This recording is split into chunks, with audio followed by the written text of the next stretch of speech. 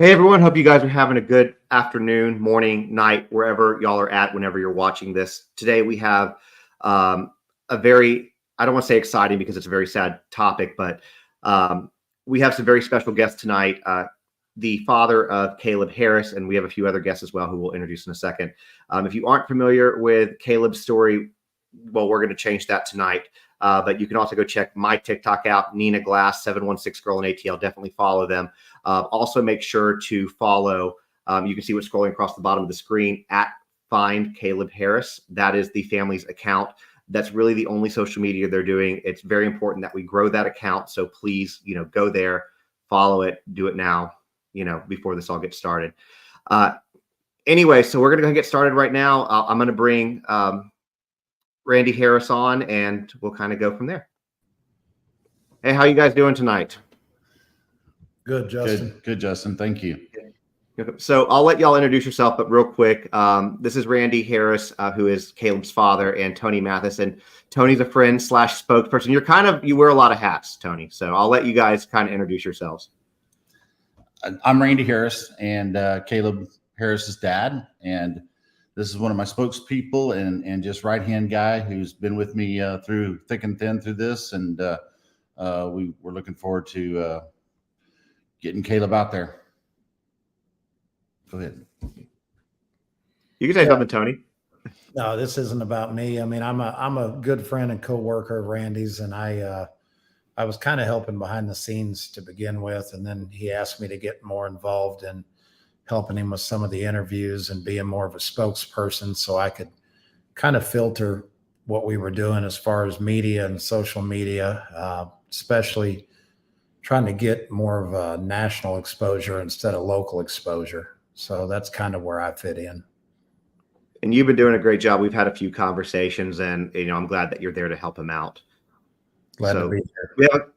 We also have a couple other guests real quick I'm going to bring on. First, a lot of y'all, if you're on TikTok, you probably know Nina Glass. Nina, your mic's muted. Okay, you're good. So one thing before I'm not going to let her toot her own horn. I mean, she can, but she has been boots on the ground. We have kind of crossed paths a little bit, but not ever really spoke before tonight. But she has been, she's in Texas. She's been going searching for Caleb. Like, when I say boots on the ground, I mean boots on the ground. Like, for the last several weeks, you've been doing that. But why don't you introduce yourself, your channel, where people can follow you, all that good stuff. Hey everybody, this is Nina Glass with Search and Rescue San Antonio, Texas, Inc. My TikTok is Nina Glass 1. I have been down helping Randy and Tony trying to find Caleb since March 7th. All right, and like I said, she's been boots on the ground, which is incredible. And then we have one other special guest I'm going to bring on. We have Cindy. Cindy is known on TikTok as 716 Girl in ATL. Her and I have been friends, mutuals for, I don't know, a long time now. Really, really great creator, know her well, high levels of integrity. So I am not surprised that, she's part of this case and helping Mr. Harris with everything. So Cindy, you want to say something real quick? Yeah, thanks, Justin. And, I've been a part of following Caleb's story really since the beginning. And like I told Tony and Randy when this first started, you probably didn't see me do much on Riley because I felt like there was so much coverage on Riley's case that's how I picked up Caleb's, because I just didn't think that there was enough coverage on Caleb. So I'm really glad to see that you and other creators are starting to pick up Caleb's story because it's long overdue. So thanks for doing the story, Justin. And, I love you. Absolutely. I think you're super awesome and ethical and great. And so I'm really glad you're doing the story. And Nina Kickspot. I don't have to say anything about Nina because everyone knows how awesome she is. Yeah, what she's been doing has been fantastic. I know that you're on live like all the time, with these stories and these updates, Nina. So I mean, you and Missing in USA Dan's pretty great too. So really just great creators, people who are doing God's work here with getting the words out on people. So definitely, like I said, give these creators a follow, support what they're doing.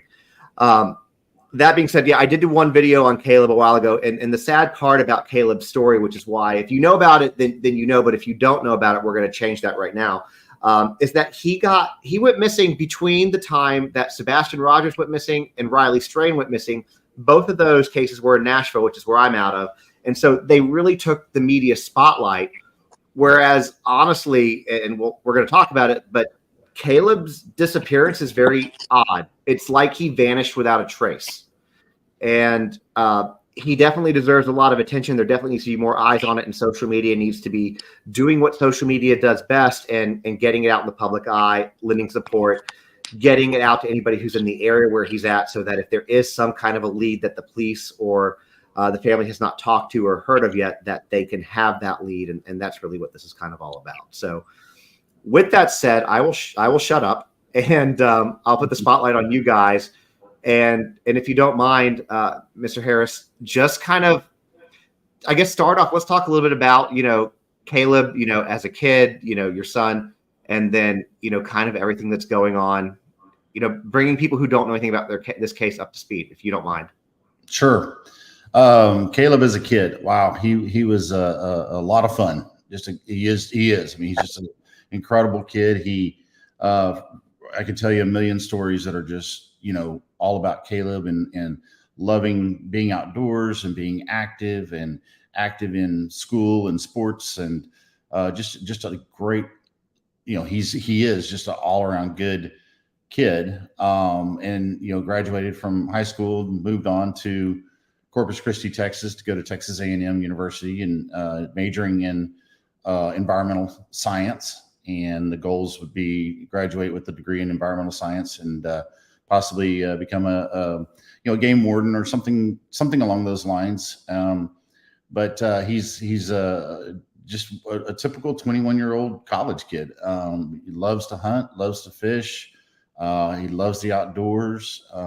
He has a very tight knit, close group of friends, and that he's grown up with. And so he's just an incredible kid. I mean, he's my son. I love him, and what else can I say? I mean, he's phenomenal, and I have a daughter and my wife, and they are my rock, and they've been by my side 100%. And we're missing them because I'm here, but we're working hard to try to find Caleb.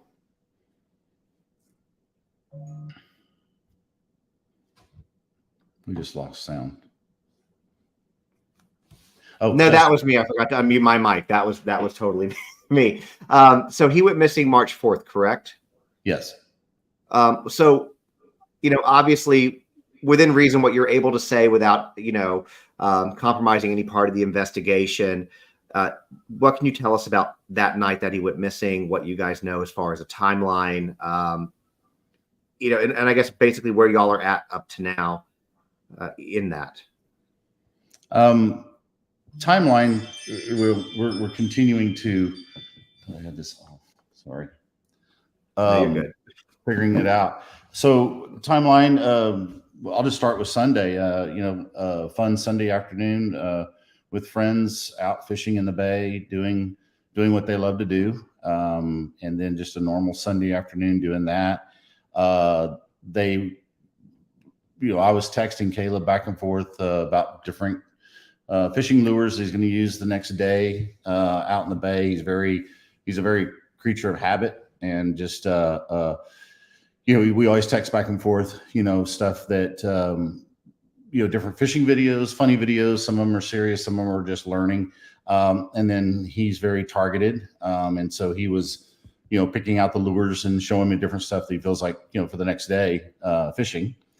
His mom had been down, college student has his mom down for the weekend, and they had been out to all the favorite fishing spots, showing her around and hanging out with the roommates and just having a good time. Later in the evening, he was playing a video game with a friend out of Colorado, and then one of the roommates came home with a new dog, and so they were really excited about this dog because they were ready to buy life jackets and go out and do had this dog would be like their fishing buddy, going kayaking and stuff like that. So they were having a lot of fun with the dog. And the last video we saw of Caleb was out in the parking lot with the dog and his friends around 1:00, and then about 2:44 he snapped a picture to my daughter of the dog. And then ordered Uber Eats for his lunch the next day. Again, creature of habit. I mean, just, 2 Lunchables, apple pie, and a Red Bull. That was lunch once they get out on the boat or the kayaks. Then about 2:58 is when his phone was either turned off or went dead. And then that was the last anybody had heard from him at that point. The ironic thing is that, he didn't just walk away. I mean, he left his keys, left his wallet. There's no fishing gears missing. Nothing's missing. The truck's locked up in the front. Uber Eats was left on the front door. Nothing was right. Yeah, so it's like I was saying, it's a very strange situation because at this point there's not that I've seen, at least there's no video out there, correct, or anything that shows, even a hint of what could have happened, correct? Correct. Yeah.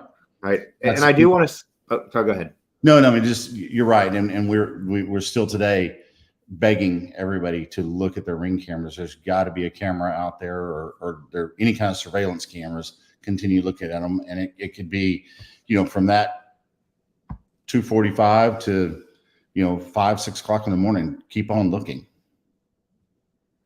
One thing that I do want to say, because you and I spoke earlier today before we did this, and Randy, I just really I'm in awe of you on this because I mean, one is I obviously don't envy what you're going through right now, but you've kept it so strong. He's kept it so strong for his family. He's keeping his wife and daughter, because he's got a daughter who's still in high school, trying to maintain as much normalcy as possible with that while still going down searching, still doing everything he's doing. And he's really just been burning the candle on both ends for weeks at this point. And I have a kid too. So, I know I'd be doing the same thing, but I know that what you're going through is not easy, but I just want to make sure that, people know that,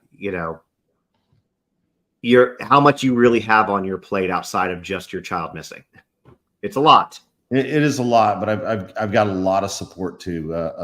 Tony's here, my wife, my daughter, my in-laws, my family, and really, it's just been amazing the amount of support that we have from the local community here in Corpus Christi, as well as where we're from, New Braunfels, Texas, San Antonio. As just the communities have just been amazing, and the amount of people that. Lifting us up in prayer, lifting Caleb up in prayer, and just, we have a lot of hope. We have a lot of hope. We have that parent gut feeling that, we're going to see him soon, and he's out there. They're definitely a concern that maybe he's not in Corpus Christi. We don't know, but the search has just been intense, and I got to thank Nina and. All of the volunteers, that just untold amount of volunteers that we'll never be able to truly thank for being out here, from food to, it's just been amazing. So this is a question that I don't normally ask until the end, but I'm going to go ahead and ask you this now because you do have a lot of people supporting, which is fantastic. And I know Nina has too. And we're going to bring Nina on in a little bit and have her talk about some of her search and what, her team and her might be able to need. But what do you guys need to help y'all? Like supplies, anything. What do y'all need? I'll let Tony answer some of that. For me, it's just continued prayer, continued prayer, support, and just continued awareness. See something, say something, call the tip line. We have a reward out there. Y'all have seen that picture. That's very important. We just need help. We desperately need help. So I'll jump in, Justin. Can you hear me okay? Can hear you perfectly. So we're working with Nina now, and we're going to in the music business, they used to call it a ground team. We're going to do kind of a street team with Nina. We're going to blanket a mile radius of the apartment complex with the new reward flyers, as well as we're going to start hitting San Antonio and some surrounding areas with flyers. That is a need to get the new reward amount out there, just continue to push awareness, keep his picture out there. But the biggest thing right now is that, we've upped the reward now, and depending on how long this plays out, there's a possibility that reward will have to continue to go up. So we've been blessed with people donating, but as I sent you the GoFundMe earlier, I mean, we need to continue to raise money because we don't know if this is going to last into the late spring, the summer, if this is going to still be going on at Christmas time. And, we're getting to a point where if we don't continue to push with the GoFundMe, then this is going to end up being a financial problem for Randy as well as an emotional problem. And that's the last thing we want. I do want to say something too about the getting the flyers out. We actually have a lot of people, especially family members, that are very much engaged already. Going New Braunfels, Austin, Dallas, every city in between. We definitely need help in other cities such as Houston, and just really all over the country. That's why we're pushing so hard for some national media coverage, because we need, he's out there, and if he's not in Texas, he's somewhere, and we need as much awareness as possible out there nationally as well as locally.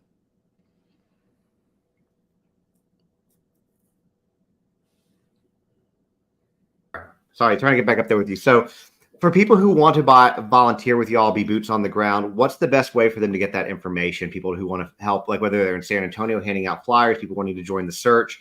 What's the best way for them to find out that information? Where is that updated? Kind of like what you're doing. The flyer is all over social media on our page. Okay. It's on Facebook and other social medias. Just grab it, print it out, and go. That's going to be the quickest way to get it out. And we have several thousand of them printed already that we can get out to. Like, we're going to be giving Nina quite a bit of them, and again, friends and family and just people. The easiest way is print 10 of them and get them out. So for your searching at this point, how much have y'all searched? I know I've heard helicopters. I know you've been on the ground. Maybe I should bring Nina in for part of this conversation, but how much have y'all? Yeah. And I want Nina to talk about what she's done. Yeah, let me bring her. We initially right off the bat, we had a pretty big search in the epicenter of the apartment complex, so that we had Texas Search and Rescue came down. They had their dogs. We had police cadets, and we did a massive ground search with a lot of college kids too. I mean, they really came out and just, there were hand-to-hand searches. The search and rescue team, dive team for Corpus Christi, came out and like the creek beds that are all around. They weren't dry, but they were just muddy. There's no flowing water. And so they did hand-to-hand searches through all of that. And then we've all continued that, but that's when Nina came in and she's just amazing of the places and the rocks that she's turned over. So Nina, tell them what you've been doing. It's amazing. When we originally came down, we normally start with a 3-mile radius of the last place he was seen, which would have been the apartments. And we hit every ground running. We went through ditches and tunnels and, open areas, grassy areas, wooded areas, all that kind of stuff. I have an amazing group of generous volunteers that have given their time to help me down in Corpus Christi. They've been great. I really needed them.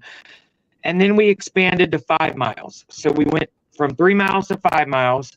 And we've actually gone up as far as 10 and even 20 miles looking for Caleb. We did a water search the other day. Randy's been in a helicopter doing the helicopter searches. We've done everything we can possibly do with the landscape in that area. And now we're expanding out even further. And we'll continue to go as far as the family wants us to continue. Let me ask you this. What does your team need? How can people support your team?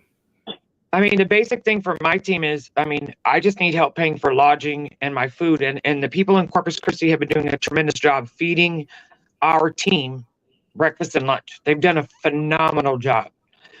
And the lodging is all I have to really take care of, and gas, for my vehicle. But that's it. I don't need anything else. How can people donate or get that money to you guys or your organization? What's the best way for them to find that? They can either go to the Talk of Caleb Harris Facebook page, or they can go to the link tree in my TikTok. Okay, and her TikTok is Nina Glass 1. If you don't follow her, Yes. you definitely should. And so We're a go do that. 501c3 nonprofit. So you donate through PayPal charity or whatever, you get a receipt. If you donate through any of the others, you just message me. I'll send you one. So with everything that you guys have already done, I know you're expanding searches. Are you allowed to say like what's the next step? Like, you know, I guess the next search is probably tomorrow, right? Or this week. But what's kind of the next area? So Justin, just leave us all up there if you would. Okay. We're turning this into more of a ground campaign, and the street team, we're going to hit the streets with flyers. So just so you understand kind of the workflow, we've been getting most of our leads through the Facebook group. It's Missing Talk of Caleb Harris, correct, Nina? Isn't that the technical name? Yes, sir. And before we move on, you know, we also need to thank Nicole for being the admin of that page.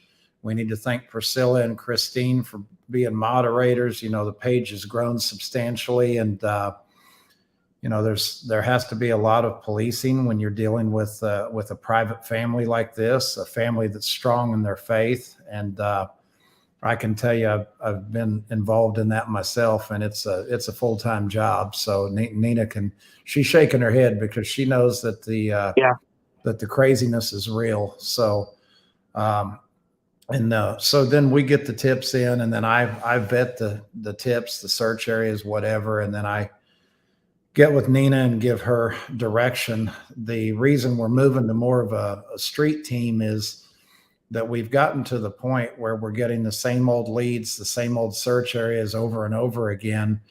And the amount of really good qualified leads are drying up, which is why we're pushing the reward and increasing the reward. So we want to get the reward out there, and we want to get tips through the tip line from the reward, because we feel like that, you know, the tips that are coming through Facebook, I mean, the amount of quality leads there is somewhat dried up. Let me ask this question real quick. In regard to the reward, obviously you can see we're scrolling your GoFundMe. If people haven't noticed that, the GoFundMe link is there. And when we're done with this, I will also put it in the description so people can go click on it. If you want to donate, that is the verified GoFundMe. So you're safe to donate there. If people wanted to donate to help increase that award, would they still donate to that, or is there a separate place that they would need to call for that? No, that's exactly where they would donate. So okay, we sent you our GoFundMe. There's also another GoFundMe. And not to get real personal, but essentially one of those is kind of a reward fund, and the other one's kind of an expenses fund. One was set up by friends and family and church friends, and that's the larger one. The smaller one we set up as Randy's coworkers. So we're trying to push the expense GoFundMe for people like Nina, people like other people we've brought in, and then of course, you know, just existing 2.5 hours away from home. I mean, it's not cheap. No, I know it can't be. A lot of people are asking if you guys have used geo for tracking at this point. Geofencing. Mm-hmm. So the geo stuff that's been done, I mean, there's definitely some of that stuff going on. The police have been fairly tight-lipped about what they've been doing with that, but you know, when we talked to them about the availability of that, they certainly let us know that that was an option. What we have right now is Corpus Christi Police, and then they brought in their specialists, which would be, you know, the marshals, the FBI, Texas Rangers, and so they're working the case. And you know, again, we don't get a lot of information, which is really hard. Because we don't know exactly what's going on, but that may be a good thing that we don't know, and we hope that they have some, you know, trying to find true north. Okay, and so I told Cindy, because in the comment section I said if you see questions that you think are really good, pick them out and ask. So I think you might have said this before, but in case you didn't, people are asking about law enforcement. You know, what have they been doing that you're able to talk about? Obviously, we don't want to do anything to jeopardize the case. I believe you said they use dogs, but I guess they're asking that again. And all the apartments in his complex have been searched. So whatever order those y'all want to take.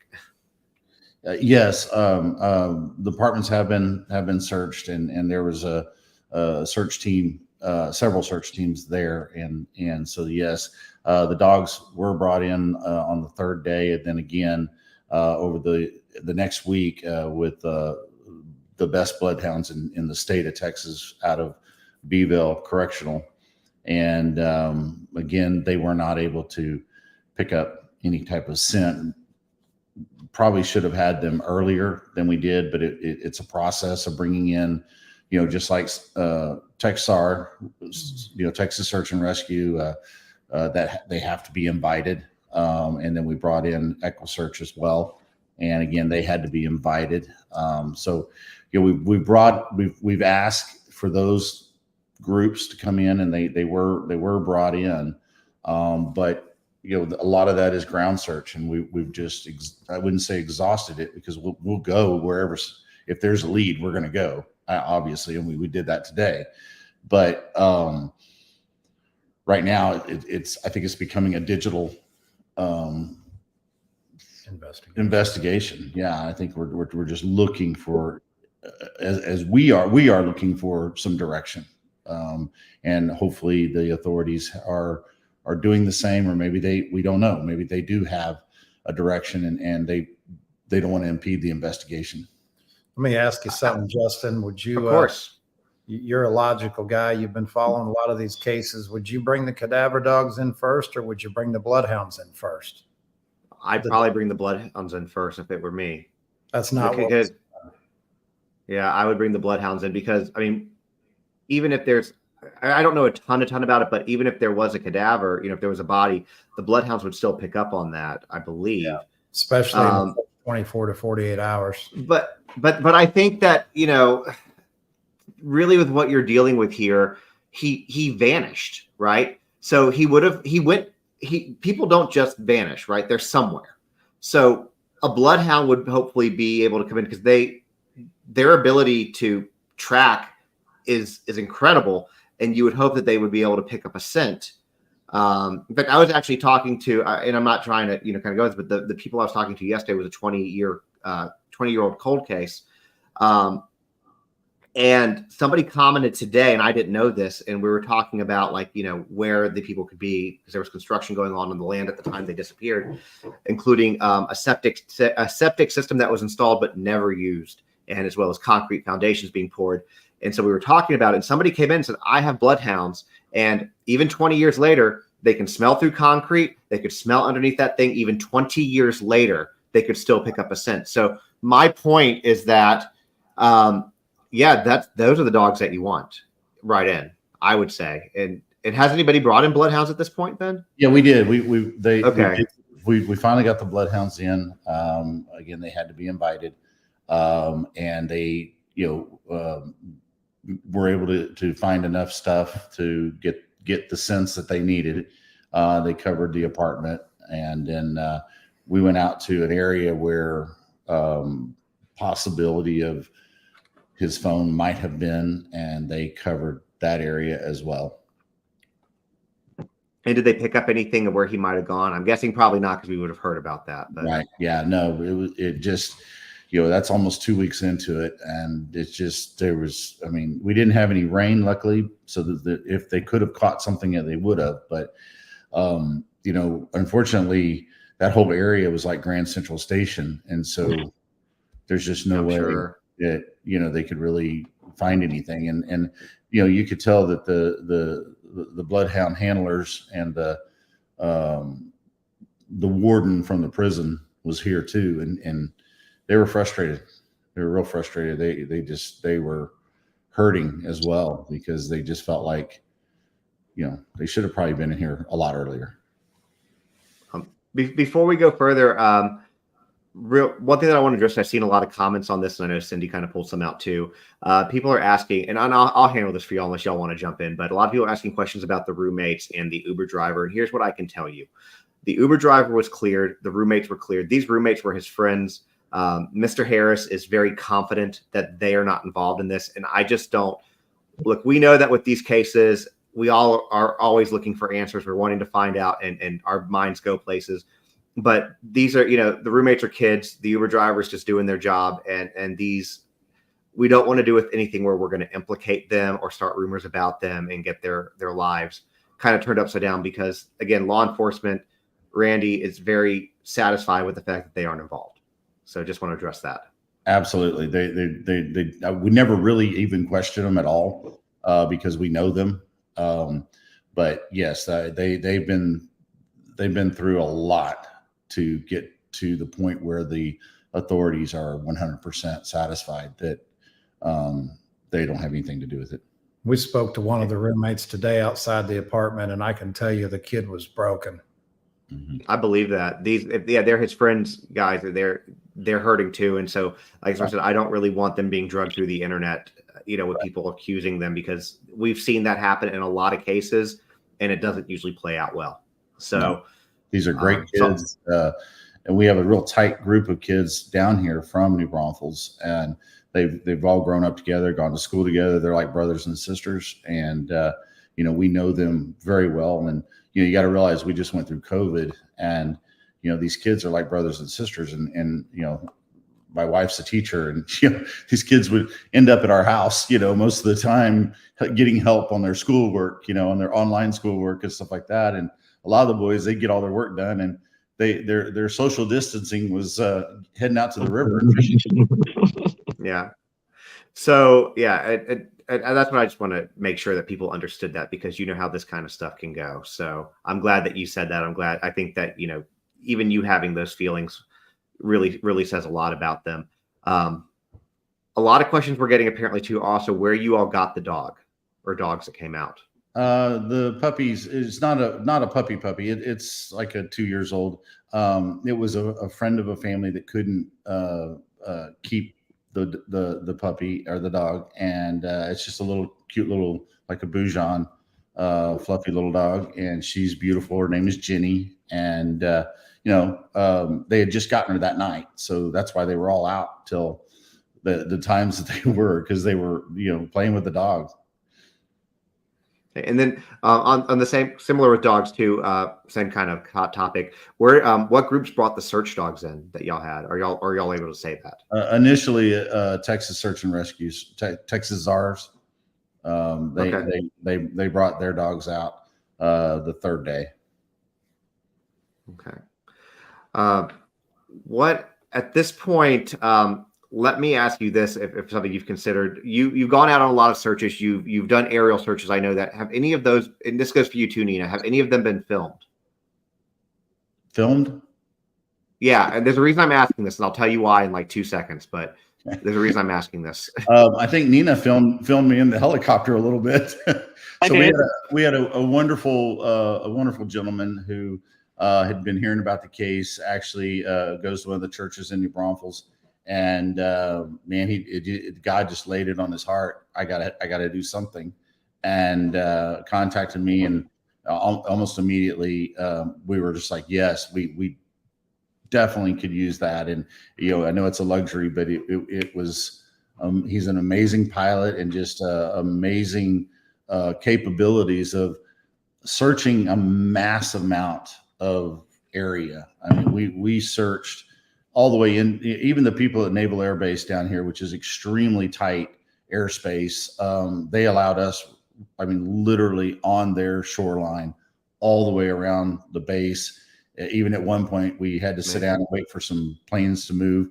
And so we actually sat down on their tarmac, which is unheard of. And they were tracking us the whole time.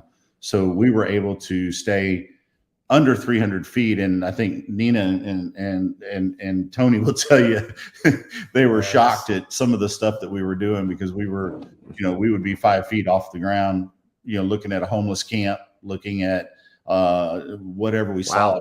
If we saw anything that was remotely colored, the colors that we were looking at, we were on the ground. We were all over the place. And it like I said, it is it's an amazing piece of equipment, and we just really appreciated that gentleman for donating the time to come out and help us. So I think we were in the air for 3 days, I think 12 hours.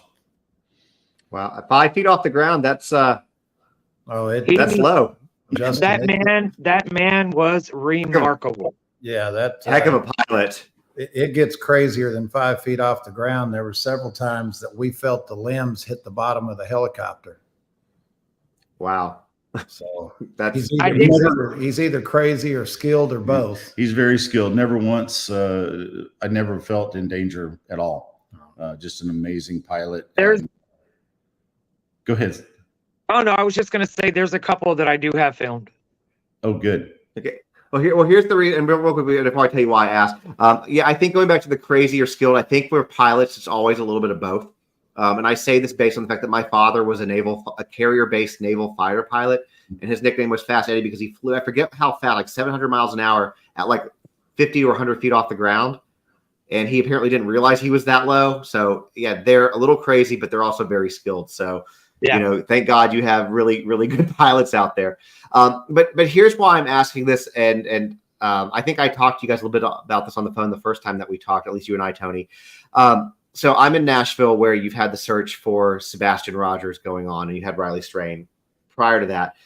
And Nina, I don't know if you guys have a YouTube channel that you do for Search and Rescue San Antonio, but the reason I'm asking is if you wanted to download the searches and or upload them, I should say, to YouTube, people have a tendency to like those, and plus it puts another 100+ sets of eyes on it.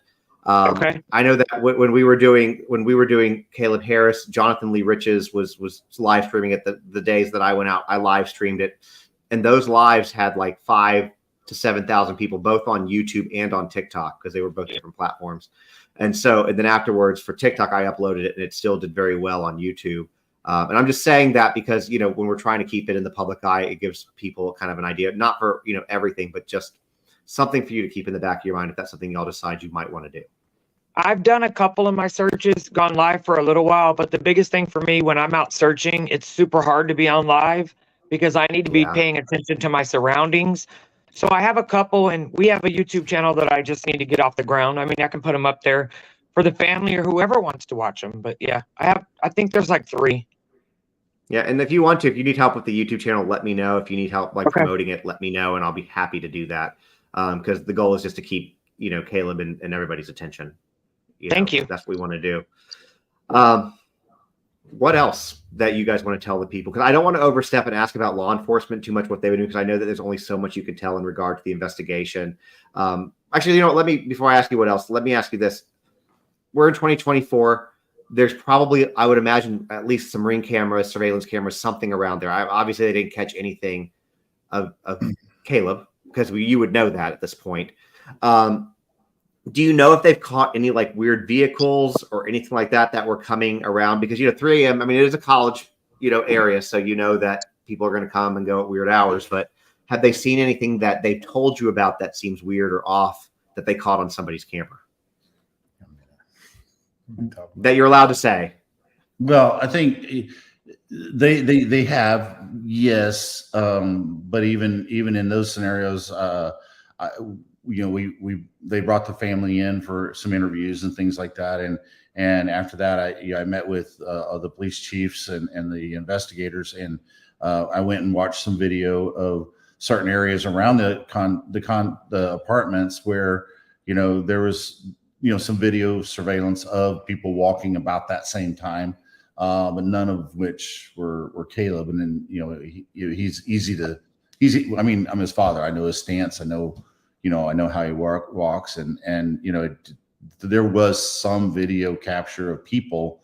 What we don't know is what we don't know. I mean, we feel like there is video probably out there. Yes. Have they captured that? We hope that they have, and we hope that they're finding some leads. Okay. So Justin, we had a long conversation about law enforcement before we got on tonight, and so here's what I'll tell you. There's a couple of reasons that Randy brought me in. One of the reasons he brought me in is that he trusts me. The other reason he brought me in is that he's a very, very good cop, and he doesn't have the ability to be a bad cop. He's a nice guy. He's a dad. He's a big teddy bear. Me, not so much. And so a lot of the people that we work with have sent me texts and asked me questions like, when are you going to start being you? Well, tomorrow we have a meeting with law enforcement, and if we don't get some answers, if we don't feel like that they're making progress, then they're going to get to see me be me. And we were blessed to get to talk to Gabby Petito's father, Joe, last night because of the contact you gave us and setting that up. And we're very grateful for that. But one of the things that I learned when we talked to Joe and I watched that case is that you have to hold these guys accountable. And trust me when I tell you, we have no problem holding them accountable. And tomorrow's going to be a big, big day for those guys. Well, I'm glad to hear that. So I know that you guys did. I'm going to try to be very cryptic on this because I don't know what I'm allowed to say. I know that you all did an interview today with a larger outlet. Are you allowed to say talk about that and say when you're going to be on for people to be able to catch that? It's pretty much already posted. Talking about News Nation. Okay. News Nation. Yeah. Yes, we were on with News Nation today. We'll also be on with Fox and Friends tomorrow morning around 7:15 Central, which we're excited about that. I mean, we desperately need the national media, which you're giving us as well. But we need some bulldogs. You know, we need some very national figures to come in and just help us. You know, give us some help. That's holding everybody accountable and doing the things that it takes to run a case like this. And Tony's done a phenomenal job helping me, but we need the A teams now. Yeah, we're definitely we're definitely not interested in B and C team reporters anymore. I hope that we have to learn how to frame interview denials the right way, as you well know. We got a lot of the B and C team guys to start, and it kind of diminished the value of the case, especially with what was going on with Riley and some of these other things. And Riley got Brian Enton and Good Morning America and some of these guys very early. We were doing interviews with a lot of local guys, a lot of people that were trying to get a start, and those are out there now. So we're very thankful for those too. Yeah, absolutely. I mean, hugely thankful. We had to get that going to get to that next level, and that's where we're at now. We need that next level. And what we found is that those people did a great job of getting the word out locally, and some of them even regionally. Mm-hmm. But we need a larger reach than that now, because we truly don't know where he's at. And we've had 2 or 3 people in the last day that we agreed to do interviews with, had one that we didn't, and we explained to her why. And quite honestly, she was really understanding. Mm-hmm. Yeah. Great. She agreed. Well, Brian Enton is great. You guys talked to him, so and Fox and Friends is also great. Because social media is great. It's wonderful to get this stuff out there, and you can keep a lot of engagement and update people instantaneously. But there's a lot of people who don't follow this type of stuff on social media, and with News Nation and with Fox and Friends, you're hitting that demographic, and I think that's awesome. Because I'm pretty sure Joe knows them. What about did he suggest the possibility of like Nancy Grace? Because you want a bulldog, that woman's a bulldog. We've had her. We have had her, and she's been updating some things, and we've got a connection there.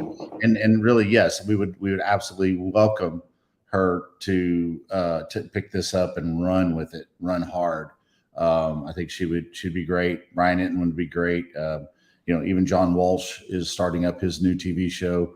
That would be great. That's the kind of horsepower that we feel like we really need in this case to make it a nationwide case, so that people nationwide, worldwide at this point, can know what's going on. I mean, we have other social media platforms like LinkedIn that we're getting prayer requests. We're getting people from all over the world, because I do have a big presence there, but nothing like what you and what the TikTok community can provide, and as well as the national media. And I think that's where we're at to 100%.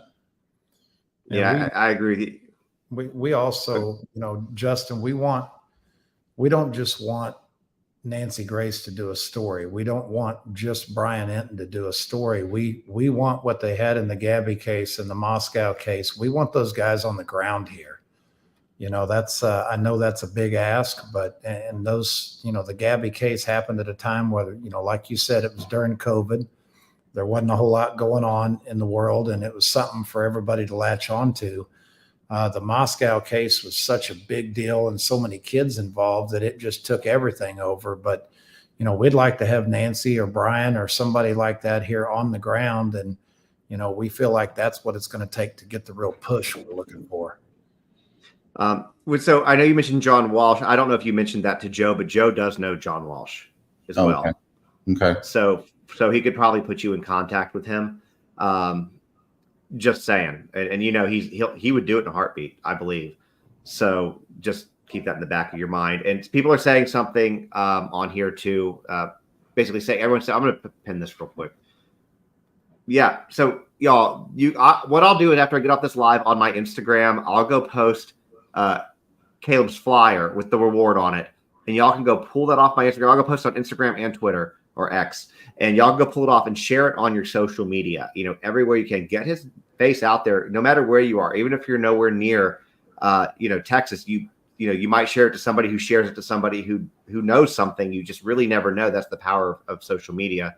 So I'll put that up there when we get off the live, but definitely do that to get that out there for them. I think that's super important. And then somebody else is saying, which I agree to, and I might be able to, I might have a connection here too, but Court TV also is a great outlet. Have you guys reached out to them at all, or have you thought about that? Not yet. I've got a list of about 7 to 8 people that, people like that, people that are part of the true crime community that, you know, that have a big YouTube presence, podcasters and people I started following during the Moscow case. So those people are on the list. Obviously, we're trying to create national awareness. At the same time, we're not investigating, but we're still following up on a lot of our own leads and doing a lot of that ourselves, getting flyers printed ourselves. I mean, you know, we've got Nina out there doing her thing with the searching, but, you know, everything else that has to be done here in Corpus. I mean, it's the two of us right now by design, but I mean, it keeps us busy.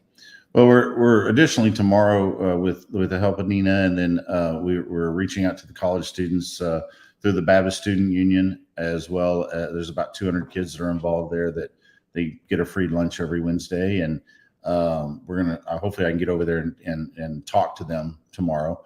And then a couple of the local churches have gotten involved where they have college and career age people that are out there, and so we're also would like to engage as much as we can with the homeless community because they see stuff, you know, and you know, again, I mean, we strongly feel like he's not in Corpus anymore. We strongly feel like he is somewhere. We strongly feel like he's alive. He's just been taken and vanished, whatever it is. It definitely just didn't walk away because there's no signs of that. So we're pushing really hard to get that ground game going and you know, get it out of Corpus as well. You know, San Antonio, Austin, Dallas, Houston, and beyond, because we just don't know. We even have some law enforcement in South Texas, Brownsville, in that area that are also jumping on board with the brochure, with the flyers, and going to try to help get some feedback out there going, you know, maybe going into Mexico. So they're converting it into Spanish and just see what kind of play we can get on it down there. We're so close to Mexico. That's another big fear. But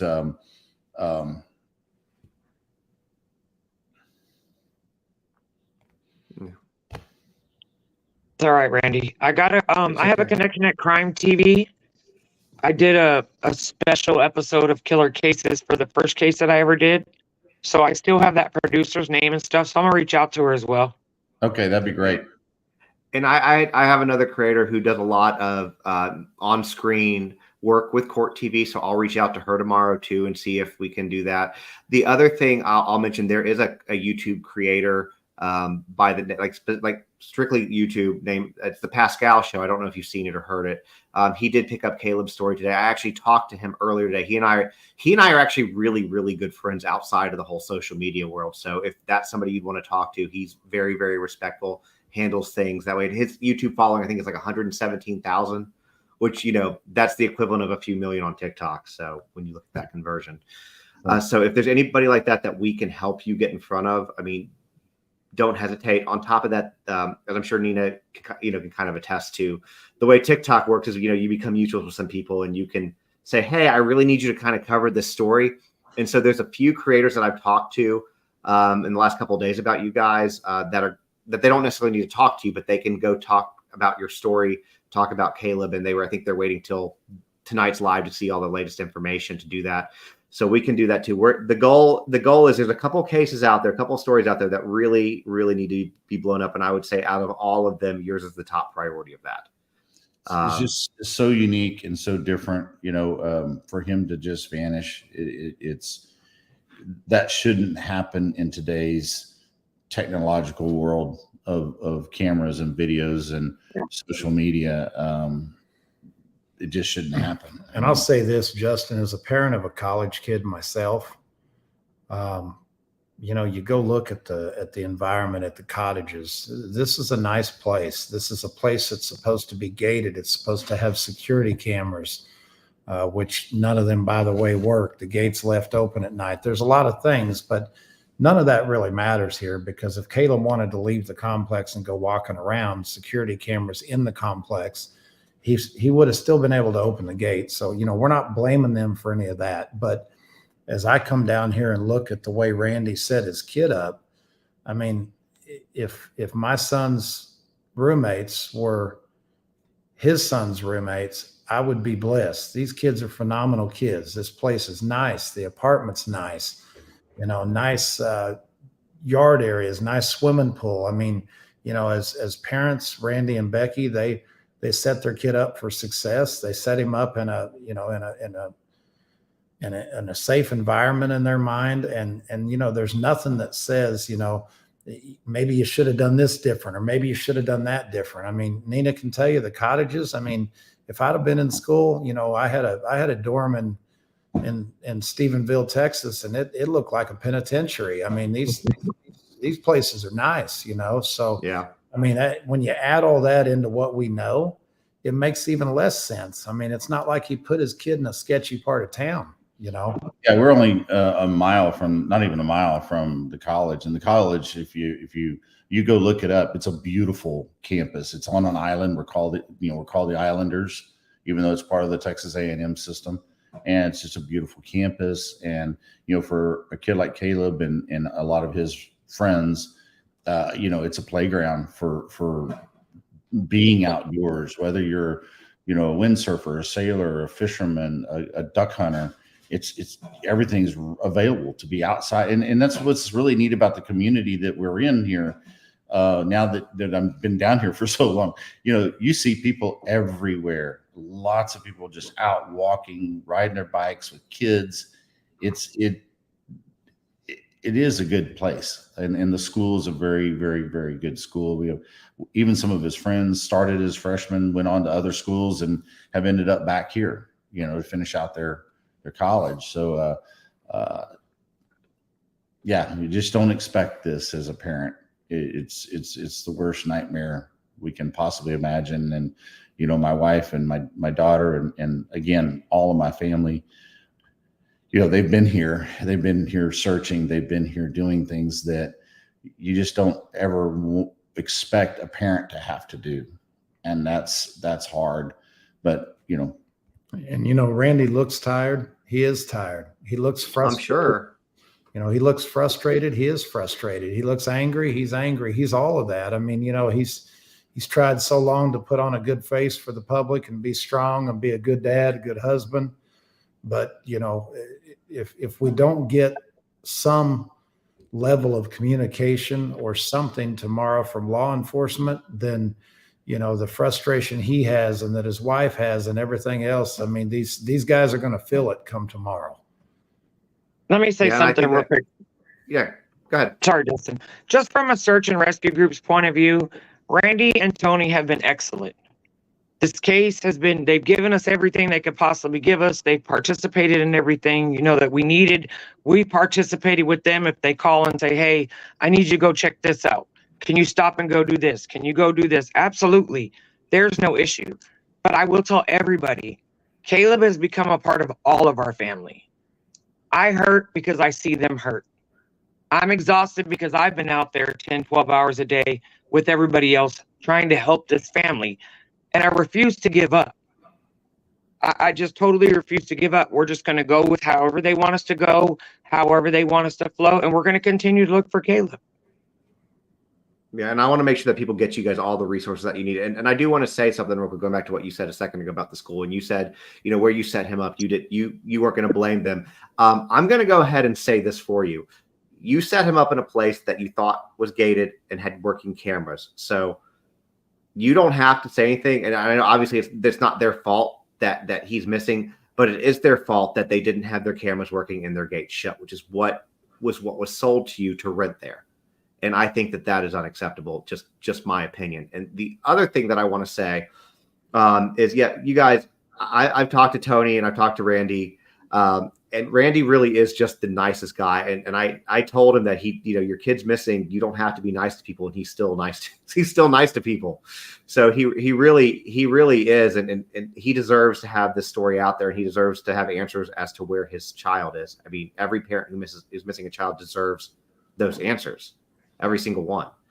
Let me ask you about the college. Has the college helped you guys with anything? How have they been in regard to this?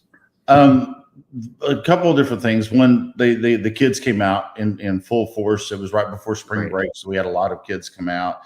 We had there was I guess the second day in. So many of his friends are from New Braunfels, so there was a citywide prayer session, and then those kids were here, when prayer session Wednesday morning, and then it was like a caravan coming down. So as far as the college goes, the dean, the president, all reached out to us, came to the apartments. They have kids the same age as well, so there's definitely some heartstrings there that they really have reached out, and they're helping the kids, the core kids that have like the roommates and some of the other kids that were part of the search and close family friends. I believe they are helping them with their professors to kind of give them a break, because their friend is missing, and it's been hard on these kids. These kids are going through something that they should never ever have to go through. I will tell you, Justin, and what you got the nice teddy bear response there again. That's who he is. Yeah, and that's why we love him. But the truth is that I'm a little frustrated. We've talked about it. I've talked about it with the Facebook group. I've talked about it with Nina, and I've talked about it with Randy in private. Don't feel like we're getting the support from the student body and the kids at the college that my son would be getting at the University of Arkansas. They had somebody there that was missing for a few hours, and I think there was about 10,000 people deep until they found her. And I just I'm a little disappointed as to the support of the student body as a whole. I asked Randy a question today. I said, I know, Randy, you're the eternal prayer, and you're strong in your faith. And I said, does it hurt a little bit to walk by and see that these people are out here hanging by the pool and going on with life? And Randy looked at me and said, yeah, it does. We just feel like that, other than his close friends, that, there hadn't been an outpouring of support, not from the college, but even the Corpus Christi community. I mean, if we go in and we talk to a business owner that might have some camera footage. We talked to some great ladies today, and not only did they come in and show us some footage, but they called us back later, told us they thought they might have found something else. So if you approach people, they're nice. I give the city a little bit more of a crutch than I give the college. because the city has had a lot of people go missing here in the last year for different reasons. But the college, I mean, you know, these kids have to understand that this was a normal college kid. This kid was no different than any of those kids that were hanging out by the pool over there at the apartments today. And, you know, if you think because you're a 21-year-old white kid, a boy, that you're bulletproof, I mean, you know, this could happen to any of them. So, you know, we are doing some things to stimulate that, you know, Baptist Student Union, some of the local churches that the college kids go to. But, you know, what we would like to see is we would like to see the university lead a charge with the student body to get them plugged in. And we're not seeing that. Well, I will, you know, I'm going to say this. We've had about 1,000 people in here on TikTok. It's been about 1,200 on this live and people come in and out. If you're watching this, you know, if you guys wanted to make a phone call to, you know, the school on their behalf, I don't think anybody would stop you to, you know, demand a little bit more, you know, more action and accountability from them, because, you know, I think that when, obviously we know that things happen, nothing's bulletproof, but I think that when you go to a school, there's a little bit of a responsibility there to try to stay safe, you know, within reason. And he might have lived in an off-campus apartment, but he was still within the campus vicinity.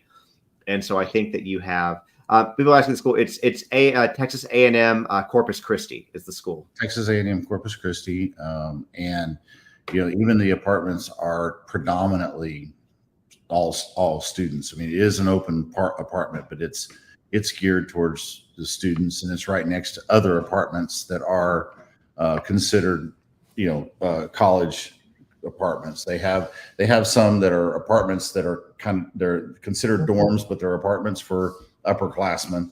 And then where Caleb is, it's predominantly geared towards college kids. It really is. I mean, even the way we pay our bills is geared towards college kids, you know.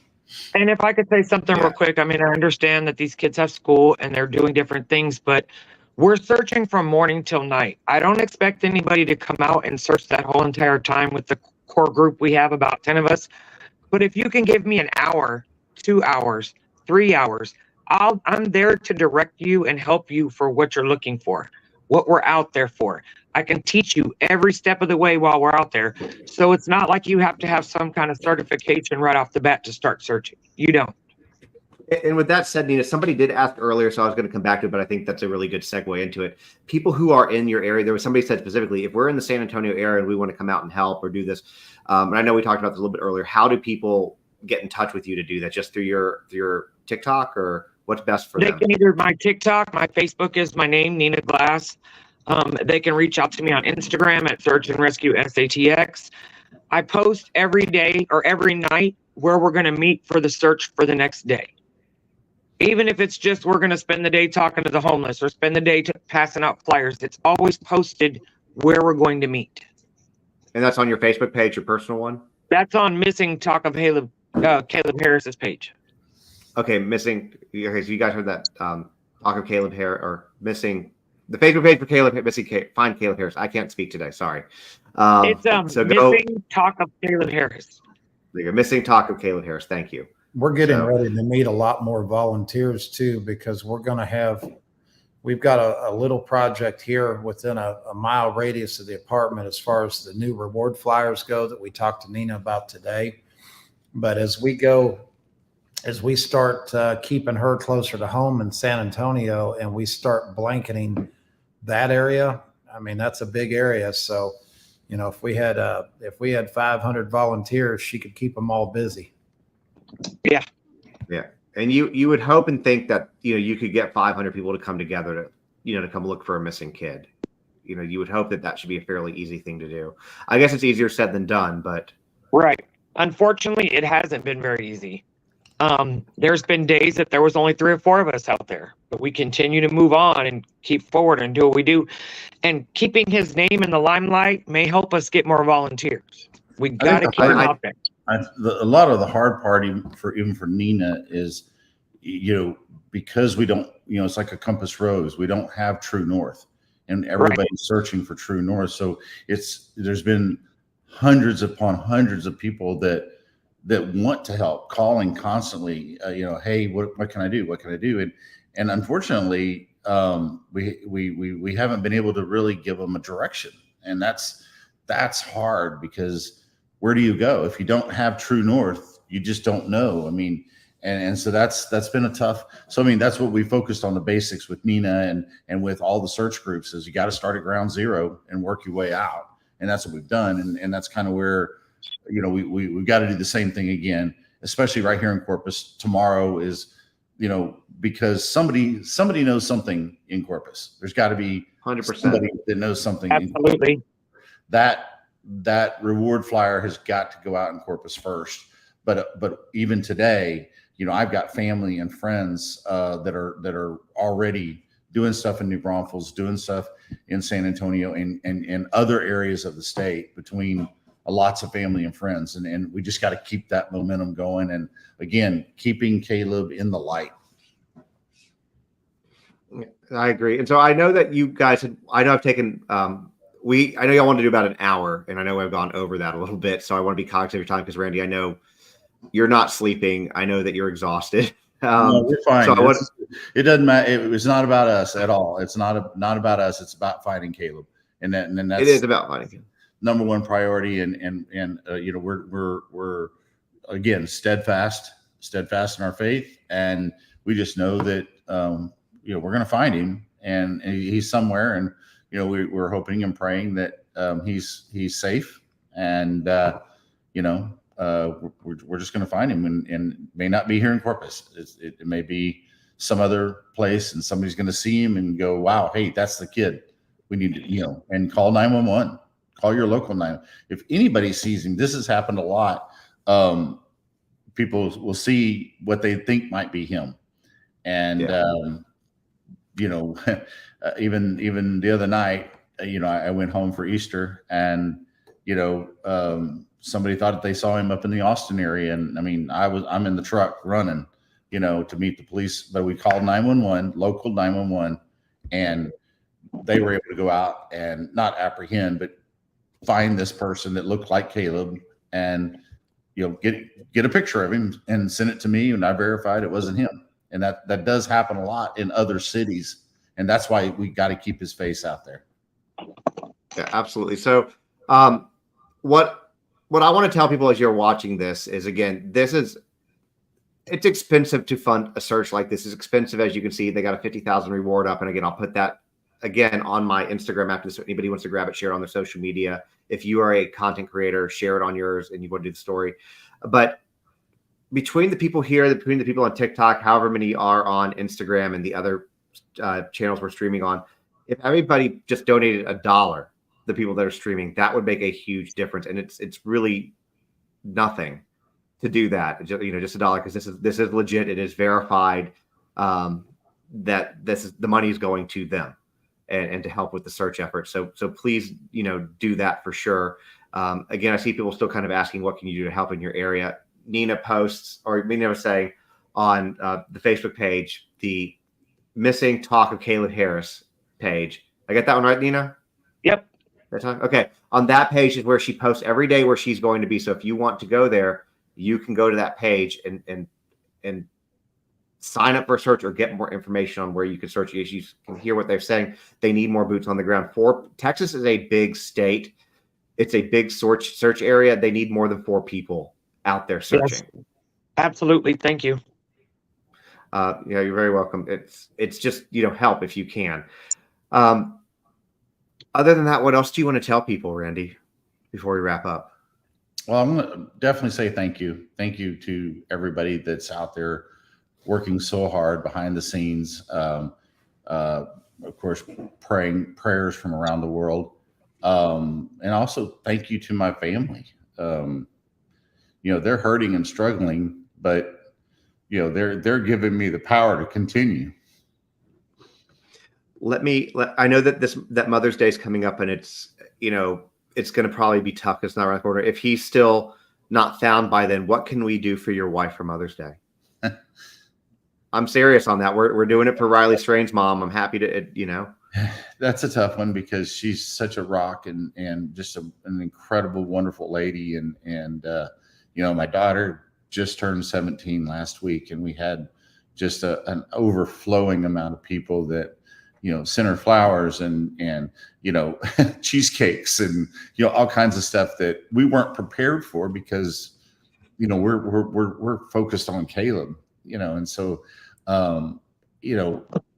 my wife's very humble as well. And so, for her to know that people are continuing to search and continuing to pray and to be steadfast, that's what she needs to see. Okay, well, and we can talk a little bit more offline about that as we get closer. But hopefully it's not an issue, and you guys find him before Absolutely. that. Well before that. We Before like yesterday. Yeah, Justin, I'm going to tell you something else that we need to.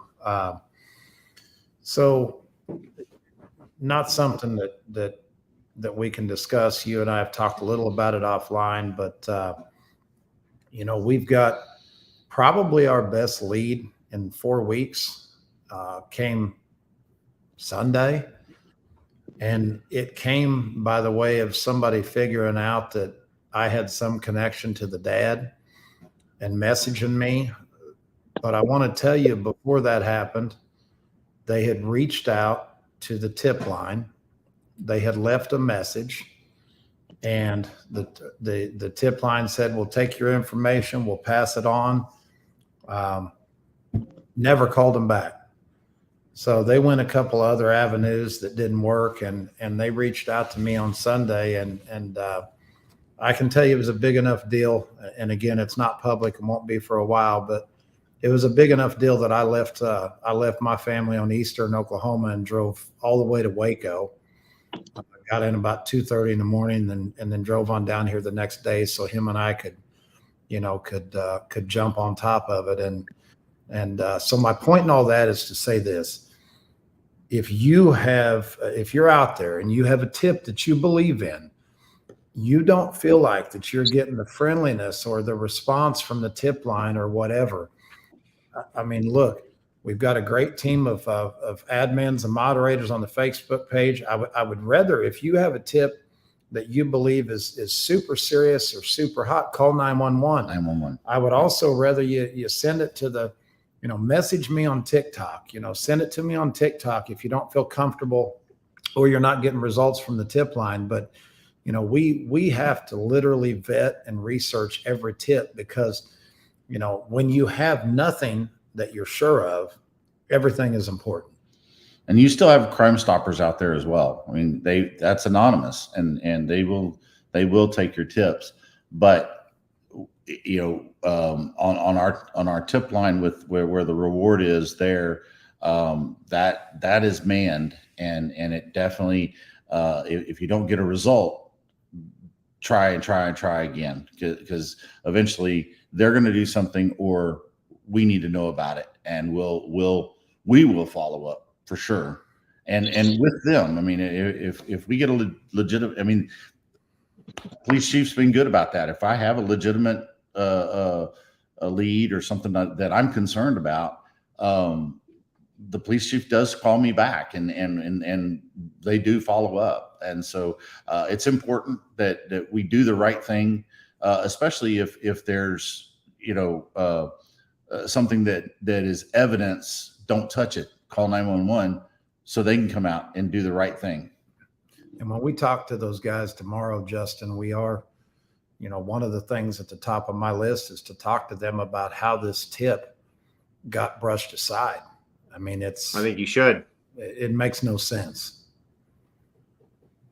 And I want to add to that, and I'm gonna throw some people who I sure won't mind. And that at the same time, if you guys do have a tip, obviously, like they say, call 911. You can reach out to, and I will, again, their primary social media that you're going to get to them the fastest, to Tony and Randy, is going to find Caleb Harris on TikTok. Please go follow that account to stay up to date.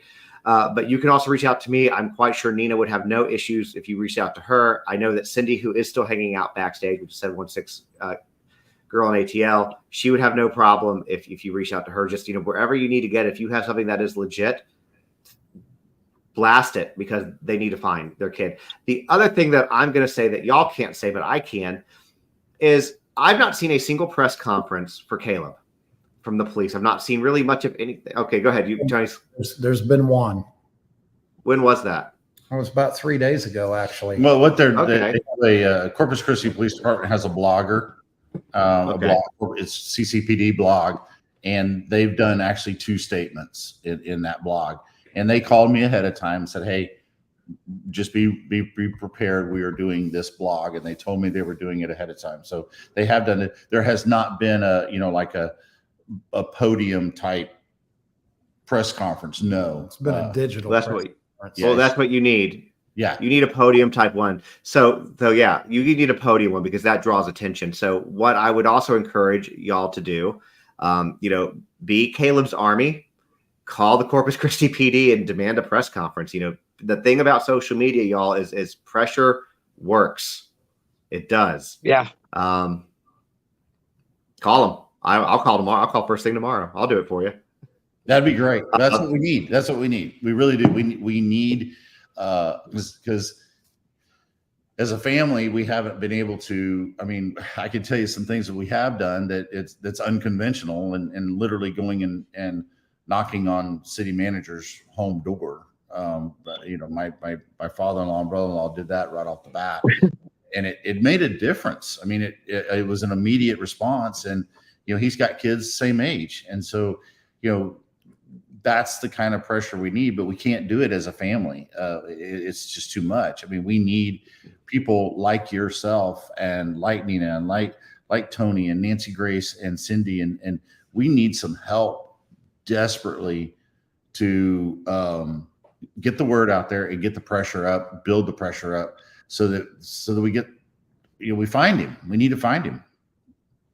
Yeah. And I just want to point out too, for anybody, and somebody said in the chat, for anybody who's doubting, like, well, me calling that won't do anything. Bear in mind that Gabby Petito was found by social media. That's how she was found. Riley Strain was found through the community, not from the police, not from any search organization. And that's no disrespect to you, Nina. Obviously, I know you're doing great. I understand. Out there. But he was found by the community. So, I mean, don't think that just because you're one person watching a live or even if you're watching this after the fact, listening to it, that your voice doesn't matter. It does, because they get to a point where they're like, we have to do something to shut these people up. I mean, that's just what it is. And they will do it to shut everybody up. And I mean, my biggest thing right now is I don't have to be the one to find him. I want somebody to find him. Somebody needs to find him and bring him home to his family. So it doesn't have to be me. If you've got a few minutes and you want to go look at a location, go look at it. Go out there and look at it. Pay attention to detail. Look for different, scraps of fabric, different things that we're looking for out there. His phone, we haven't found. So these are just little details that people, if they call and say, hey, have you looked in this ditch? And I'm like, no, we haven't had time. Can you go look in that ditch for us? Those types of things need to be done too. Yeah. Out of curiosity, because I don't know if I've seen it, maybe I missed it. Do y'all have any idea what he was wearing when he went missing? We have a pretty good idea. He had a cap on, not the one you see in the picture there. That's one of his favorites, but that one we do have. Just kind of a beige cap. It may have been a Howler brand cap, which is a fishing outdoor company. He had I'm pretty sure it's a Howler brand white button-down shirt, short sleeve. And then the plans were for him to have. He's going to be in Alaska this summer with a job, and so we were starting to buy some better clothes, like some Sims style fishing pants that'll be a little more rugged for where he's going to be this summer. But he was going to be working for the city of hopefully up there, and so that's what he had on. We were 99.9% sure he did not have shoes on because he's a size 13, and we've accounted for what we feel like all of his shoes because my wonderful wife tends to buy those for him and his Nana. So there you go. That's what he was wearing. And somebody just said the phone that's missing, it's a black iPhone 12. Is that correct? Yes. Okay. So that's what you're looking for. And I posted this up here. Please, again, call, Corpus Christi Police Department, call the university, demand more action because it does work. It really does.